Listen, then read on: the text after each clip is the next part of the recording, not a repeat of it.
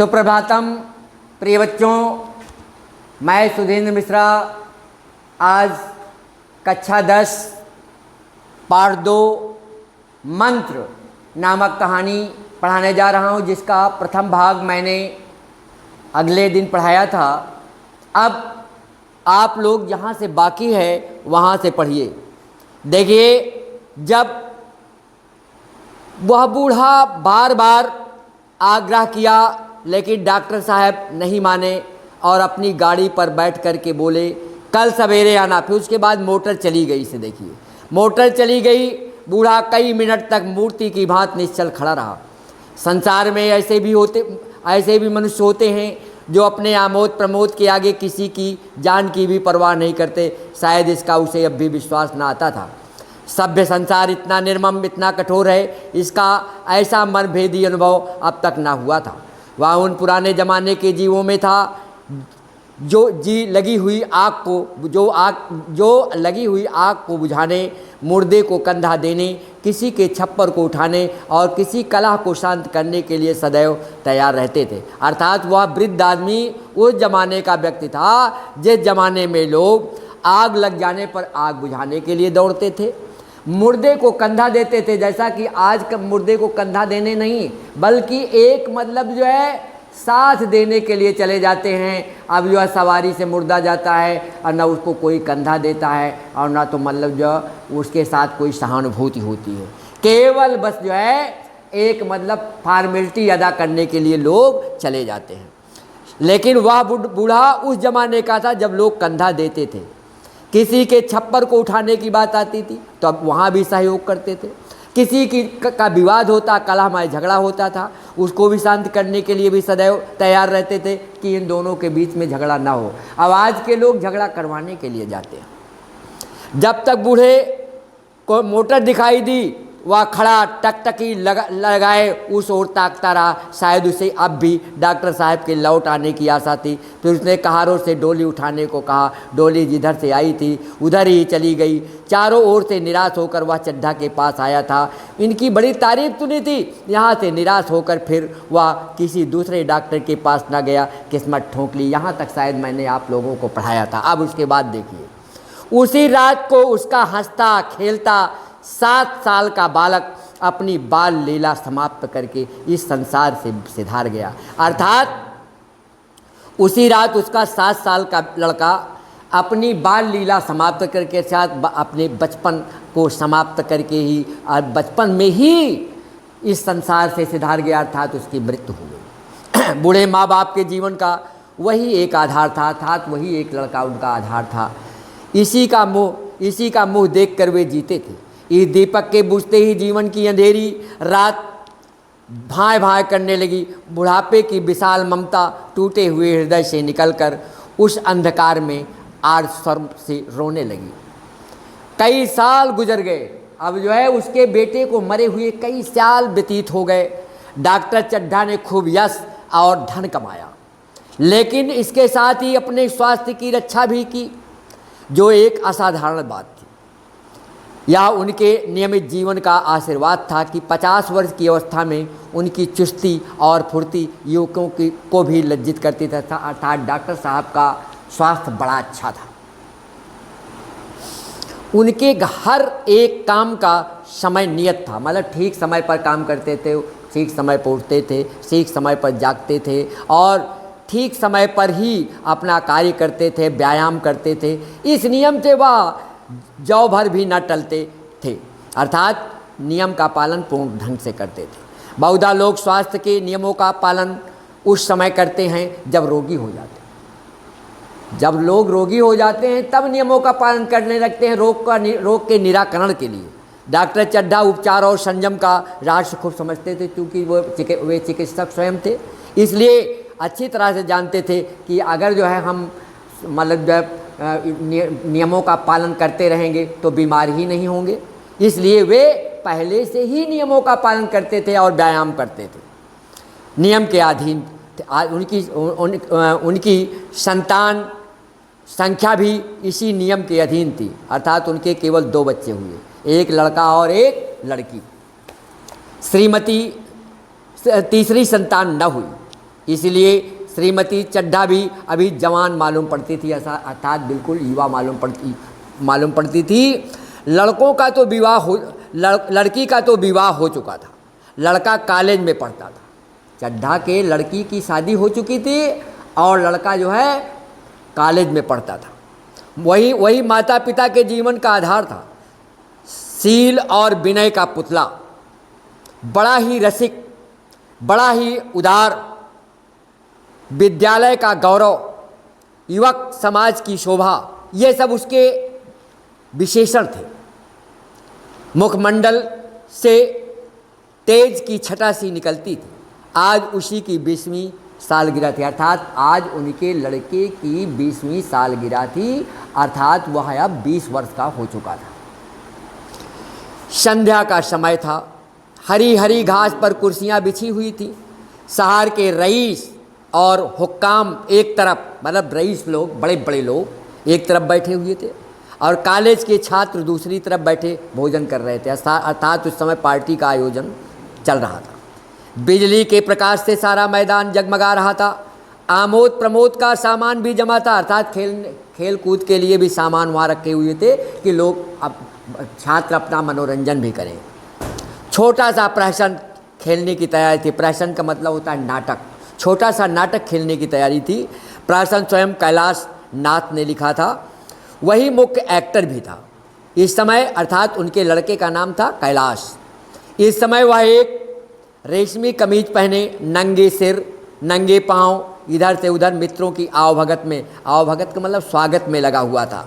कोई पुकारता कैलाश जरा इधर आना, कोई उधर से बुलाता कैलाश क्या उधर ही रहोगे। सभी उसे छेड़ते थे, चुहले करते थे, मजा लेते थे। बेचारे को जरा दम मारने का भी अवकाश न मिलता था। सहसा एक रमणी का मतलब होता है युवती, एक युवती ने उसके पास आकर कहा, क्यों कैलाश तुम्हारे सांप कहाँ हैं, जरा मुझे दिखा दो। कैलाश ने उससे हाथ मिलाकर कहा, मृणालिनी, अर्थात उस रमणी का नाम था मृणालिनी। ये मृणालिनी, इस वक्त क्षमा करो, कल दिखा दूंगा, आज जो है मैं दूसरे कार्य में व्यस्त हूँ, अब दूसरे दिन आपको मैं जो है सांपों को दिखा दूंगा। मृणालिनी ने आग्रह किया, मांग किया, जी नहीं, तुम्हें दिखाना पड़ेगा, मैं आज नहीं मानने की, तुम रोज कल करते रहते हो। मृणालिनी और कैलाश दोनों सहपाठी थे, क्लास फेलो, और एक दूसरे से प्रेम में पगे हुए थे, मतलब वे एक दूसरे के प्रेमी भी थे, इसलिए कोई किसी की आज्ञा का उल्लंघन नहीं कर पाता था। कैलाश को सांपों के पालने, खिलाने, नचाने का शौक था। तरह तरह के सांप पाल रखे थे। उनके स्वभाव और चरित्र की परीक्षा करता रहता था। थोड़े दिन हुए उसने विद्यालय में सांपों पर एक मार्के का व्याख्यान दिया था। सांपों को नचाकर दिखाया भी था। प्राणी शास्त्र के बड़े बड़े पंडित भी यह व्याख्यान सुनकर दंग रह गए थे, अर्थात सांपों के बारे में जो कुछ उसने बताया था उनको सुन करके बड़े बड़े विद्वान भी मतलब आश्चर्य में पड़ गए थे कि इसे इतना कैसे ज्ञान हो गया। यह विद्या उसने एक बूढ़े सपेरे से सीखी थी। सांपों की जड़ी बूटियाँ जमा करने का उसे मर्ज था, अर्थात वह सांपों की जड़ी बूटियाँ भी रखता था। इतना पता भर मिल जाए कि किसी व्यक्ति के पास कोई अच्छी जड़ी है, अगर ये सुन लेता था किसी से कि फला आदमी के पास ये अच्छी सी जड़ी है, फिर उसे चैन ना आता था, उसे लेकर ही छोड़ता था। यही व्यसन था, अर्थात जब तक वह उसे ले नहीं लेता था तब तक उसे चैन नहीं मिलती थी। इस प्रकार हजारों रुपए फूंक चुका था। मृणालिनी कई बार आ चुकी थी, पर कभी सांपों को देखने के लिए इतनी उत्सुक न हुई थी।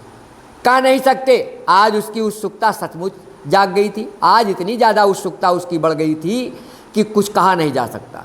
या वह कैलाश पर अपने अधिकार का प्रदर्शन करना चाहती थी कि मतलब बहुत से मित्र जुटे हुए थे, एकत्रित थे, हो सकता है वो अपना जो अधिकार जमाना चाहती थी, पर उसका आग्रह बेमौका था, अर्थात मौके के खिलाफ था।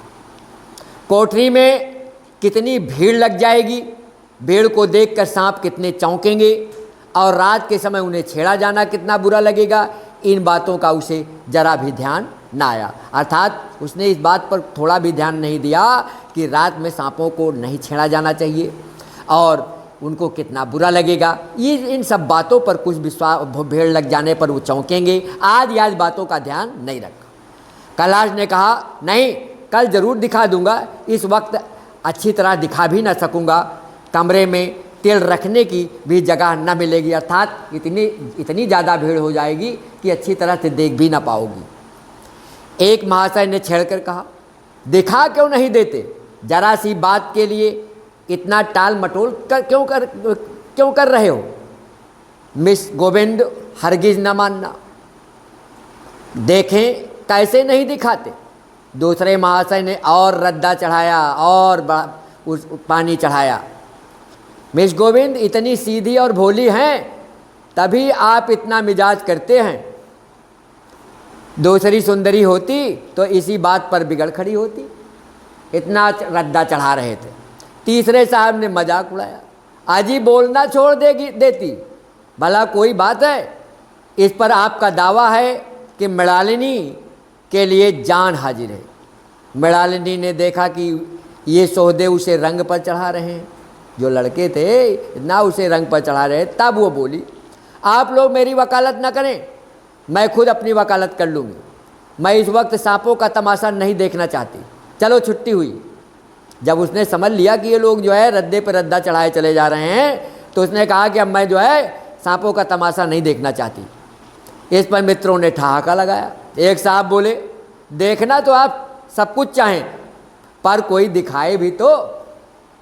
कैलाश को मृणालिनी की झेपी हुई सूरत देखकर मालूम हुआ कि इस वक्त उसका इनकार वास्तव में उसे बुरा लगा है। ज्यों ही प्रीति भोज समाप्त हुआ और गाना शुरू हुआ, उसने मृणालिनी और अन्य मित्रों को सांपों के दरबे के सामने ले जाकर मतलब महुअर बजाना शुरू कर दिया, जिसको तुम लोग जो कहते हो मतलब जो है बीन बजाना शुरू किया। फिर एक एक खाना खोलकर एक एक सांप को निकालने लगा। वाह, क्या कमाल था! ऐसा जान पड़ता था कि वे कीड़े उसकी एक एक बात, उसके मन का एक एक भाव समझते हैं। किसी को उठा लिया, किसी को गर्दन में डाल लिया, किसी को हाथ में लपेट लिया। मृणालिनी बार बार मना करती कि उन्हें गर्दन में न डालो, दूर ही से दिखाओ। बस जरा नचा दो।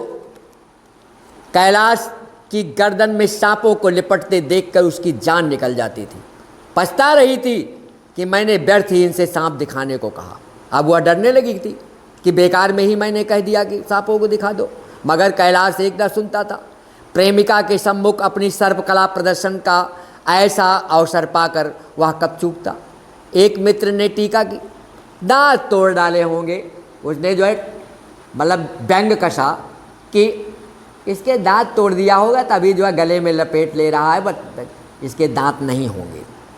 कैलाश हंसकर बोला, दांत तोड़ डालना मदारियों का काम है, किसी के दांत नहीं तोड़े गए हैं, कहिए तो दिखा दूं।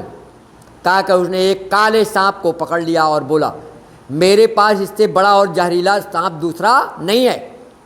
आप अगर किसी को काट ले तो आदमी आनन फानन में शीघ्र मर जाएगा, लहर भी ना आए। सांप जो है जब काटता है तो जब झाड़ने लगते हैं तो लहर देता, उसको लहर कह रहा है कि लहर भी नहीं, अगर लहर नहीं देगा तो आदमी मर जाएगा।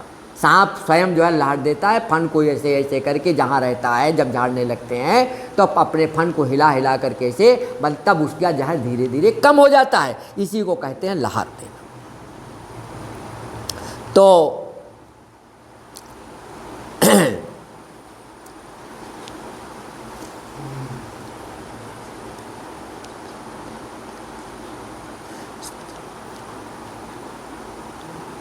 सांप ने अब तक उसके हाथों ऐसा व्यवहार न देखा था, जितनी तेजी से उसने उसको दबाया था ऐसा व्यवहार उसने कभी नहीं देखा था। उसकी समझ में ना आता था कि यह मुझसे क्या चाहते हैं। उसे शायद भ्रम हुआ कि यह मुझे मार डालना चाहते हैं, अतएव वह आत्मरक्षा के लिए तैयार हो गया। सांप जब समझ जाते हैं कि अब जो है मुझे खतरा है तभी काटते हैं, अन्यथा वे काटते नहीं हैं। कैलाश ने उसकी गर्दन खूब दबाकर मुंह खोल दिया और उसके जहरीले दांत दिखाते हुए बोला, जिन सज्जनों को शक हो आकर देख लें। आया विश्वास था, अब भी कुछ शक है?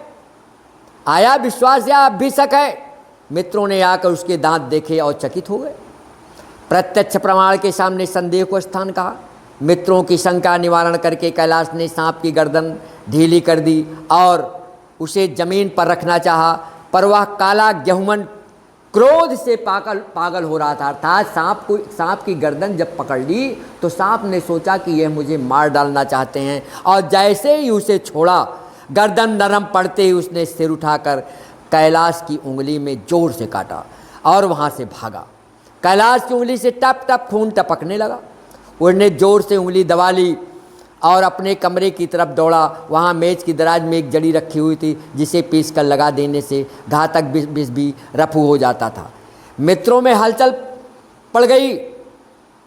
बाहर महफिल में भी खबर हुई। डॉक्टर साहब घबरा कर दौड़े। फौरन उंगली की जड़ कसकर बांधी गई और जड़ी पीसने के लिए दी गई। डॉक्टर साहब जड़ी के कायल न थे, अर्थात वो जड़ी वगैरह में विश्वास नहीं करते थे। वह उंगली का दसा भाग नस्तर में छुरा से काट देना चाहते थे, मगर कैलाश को जड़ी पर पूर्ण विश्वास था। अर्थात डॉक्टर साहब उसका ऑपरेशन कर देना चाहते थे उस स्थान का, लेकिन कैलाश को अपनी जड़ी बूटी पर विश्वास था, इसलिए उसको लगा रखा था। मृणालिनी पियानो पर बैठी हुई थी, अर्थात पियानो एक मतलब जब म्यूजिक होती है उसको बजा रही थी। यह खबर सुनते ही दौड़ी और कैलाश की उंगली से टपकते हुए खून को रुमाल से पोंछने लगी। जड़ी पीसी जाने लगी, पर उसी 1 मिनट में कैलाश की आंखें झपकने लगी। ओंठों पर पीलापन दौड़ने लगा, यहाँ तक कि वह खड़ा ना रह सका, फर्श पर बैठ गया, अर्थात बेहोश होने लगा। देखिए बच्चों, अब मैं आगे का भाग कल आप लोगों को पढ़ाऊँगा, तीसरे भाग के अंतर्गत। Thank you all of you.